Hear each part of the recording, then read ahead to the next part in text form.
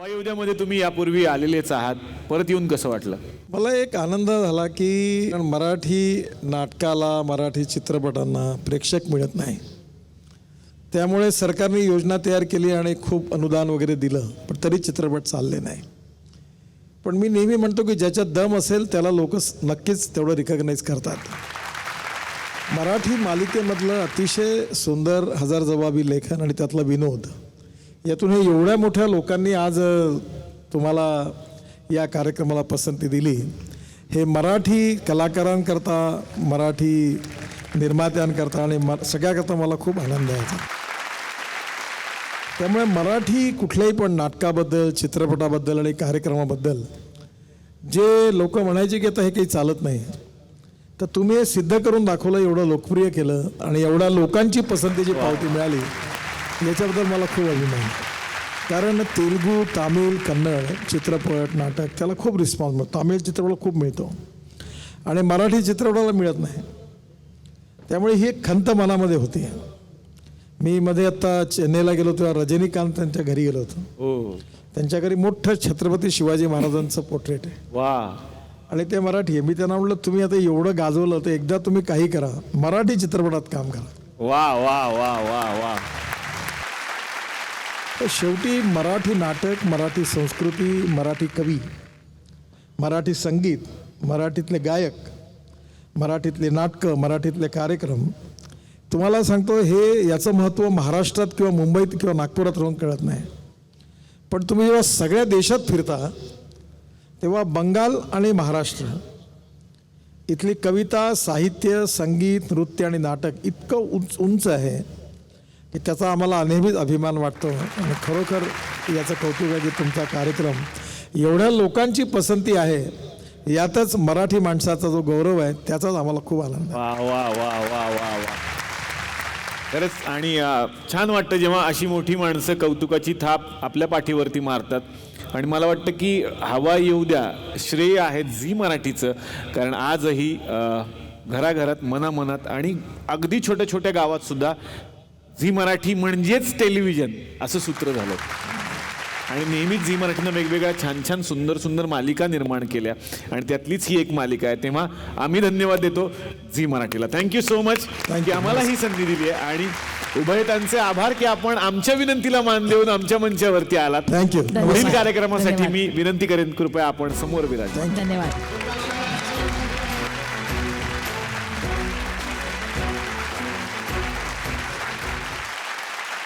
अभिजित, मनापासून स्वागत तुझं. थँक्यू. आणि नागपूरमध्ये आलायस, तुझं नागपूर कनेक्शन सगळ्यांना मालिकेमुळे माहिती आहे. हो. कसं वाटतं आज इथे येऊन? नमस्कार नागपूरकर. क्या बात है. आमची सुभेदार फॅमिलीच ही नागपूरची दाखवल्यामुळे नागपूरबद्दल अनेक गोष्टी नव्यानं कळल्या. नागपूर किती ग्रेट आहे, म्हणजे फक्त आकारानं नाही तर हृदयानं सुद्धा, हे परत एकदा नव्यानं कळलं. पण आता मला असं बघायचं, इथे अभिजित खांडकेकर यांचे किती फॅन बसलेले. तर मी खाली येऊ का? येस. तर मी सुरुवात करतो खाली जायला. खांडकेकर तुम्ही उत्तर द्या. हो. हाय गुरु. हॅलो. नमस्कार वहिनी. नमस्कार. नमस्कार. काय वहिनी, तुमचा काय प्रश्न आहे? काय तुम्हाला विचारायची शंका अभिजित यांना? पहिली गोष्ट तर मला गुरुचा रोल खूपच आवडतो. हा. म्हणजे खूपच हँडसम आहे ना तो. हो. थँक्यू. तुमचे गुरुनाथ आलेत का? हो, आहेत ना माझे गुरुनाथ. कुठे आहेत ते? कुठे आहेत? आहे, माझ्या मुलीजवळ बसून आहे. अच्छा, ठीक आहे. त्यांना तिकडे बसवलंय, यांचं कौतुक करतो.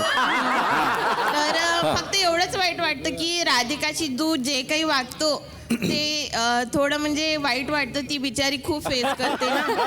आणि शनाया पण शहाणायांचं काय? हा. राधिकाची काळजी घे. अहो मी तर काळजी घेतोच आहे. शनायाला दूर ठेव. उलट मी जितका शनाया बरोबर शहाण्यासाठी तुमच्याकडे कुठलं स्थळ आहे का? नाही, शनायासाठी मी चुकूनच स्थळ नाही देणार. देणारच नाही म्हणलं. चला, असं थँक्यू नीतूजी. नमस्कार वहिनी. हॅलो. नमस्कार. नमस्कार. तुम्ही जी शनाया सोबत मस्त मजा करता, तसं जर राधिकाचं जर लग्न झालं सौमित्रशी तर मग काय होईल? अरे बापरे, यांनी तर हे बघा, एक लक्षात घ्या, हां. मित्र हा मित्र असतो, बरोबर? बरोबर आणि प्रेम हे प्रेम असतं. बरोबर. त्याचं नाव काय म्हणाल तुम्ही? सौमित्र. सौमित्र म्हणजे सौचा मित्र, अजून काय होणार त्याचं? बस तेवढंच. त्या चाललंय ते बरं चाललंय असं मला वाटतं. नाही पण तुम्ही शनायाचा पिक्चर सोडून द्या आता. अहो काय बरी आहे ना, काय वाईट आहे तिच्यात? तुम्हाला चालली असती ना सून म्हणून? ना अजिबात नाही. आमच्या नागपूरमध्ये एकही स्थळ नाही तिला. बाप रे, अवघड आहे. हो ना. आपण पत्रकार आहात का? नाही नाही नाही. खतरनाक प्रश्न विचारले. हो रे. हा, वहिनी तुम्ही नाव सांगा तुमचं. मी सौ प्रगती अशोक मानकर. नमस्कार. हा, नमस्कार. गुरु, तुमचे जे वडील आहेत सिरियल मधले हो. ते आमच्या नागपूरचे आहेत बरं का? अर्थात मला माहिती आहे.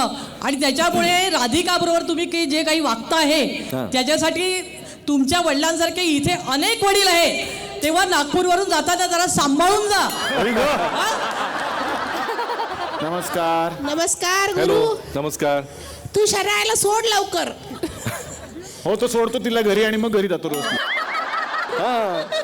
रोज घरी नाही, कायमच सोडून दे आणि राधिकाला जवळ कर. ती आहे काय तो. झालं आता तुझं खूप झालं. अरे होय गं. आज झालं तर खूप झालं. धमक्यात जास्त आहेत. हो ना. धनकेकर, तुमचे गुरुनाथ आलेत का? नाही, आमचे गुरुनाथ औरंगाबादला आहे, मी आले माहेरी. मग एखादा उखाणा तर घ्या ना, आम्हाला त्यांचं नाव कळू द्या. एक छान उखाणा.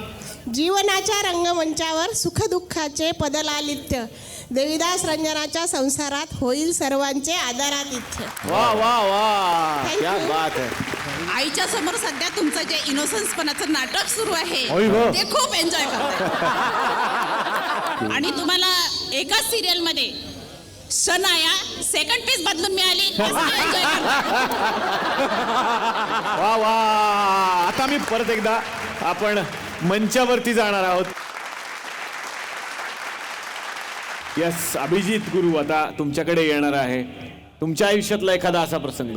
तर मी माझ्या गावातच आलो आहे, तर गावातलाच सांगतो. जेव्हा मी इथे होतो नागपुरात, नाटक करायचो इथे आणि पथनाट्य करायचो, तर तेव्हा टाळत होतो. लायसन्स काढूया होईल नाही काय, तो जोपर्यंत पोलीस पकडत नाही तोपर्यंत काय प्रॉब्लेम नाही. आणि ऐन आमचा प्रयोग होता नाटकाचा, आणि लायसन्स नाही. मागे एक बसलेला, पुढे एक बसलेला, आणि मागच्या जवळ ढोलकी होती पथनाट्याची, एवढं सगळं सामान. आणि नेमके त्या दिवशी तिथे सगळे पोलीस होते आणि त्यांनी आम्हाला पकडलं. आणि त्यांनी म्हटलं की काय लायसन किधर आहे? मी म्हटलं नाही, लायसन नाही आहे. हे काय आहे, कुठे चालला? मी म्हटलं आमचं पथनाट्य आहे. काय आहे? म्हटलं नाटक आहे. कुठलं? म्हटलं इसका जिम्मेदार कौन? म्हटलं असं नाटक असतं? हे कुठलं नाटक आहे? तर त्यांनी सांगितलं की आम्हाला हे करून दाखवा इथे, त्याशिवाय आम्ही तुम्हाला सोडणार नाही. तर तिथे चौकात मी अख्खे नाटकातले माझे डायलॉग त्यांना बोलून दाखवले, तेव्हा त्यांनी मला सोडलं. अरे बाप. आणि त्याच्यानंतर मी कानाला कळायला लागलं की विदाऊट लायसन्स गाडी चालवायची नाही. मी लगेच जाऊन लायसन्स काढलं आणि त्याच्यानंतर लायसन्स घेऊनच गाडी चालवतो. वा वा वा वा वा. आता येणार आहे शर्मिलाकडे. तुझ्या आयुष्यातला असा प्रसंग आठवतोय का, कानाला खडा म्हणण्याची वेळ आली? मला खरं असं काही स्पेसिफिक आता सुचत नाहीये, बट मला असं वाटतं आपण रोजच चुका करत असतो आणि त्या चुकांमधून रोज काहीतरी शिकत असतो. तर मीही रोज नवीन नवीन चुका करते आणि प्रत्येक वेळी ठरवते की आता मी हे पुन्हा करणार नाही. वा वा, म्हणजे कानाला खडा असं म्हणणं आहे तिचं या बाबतीत तरी.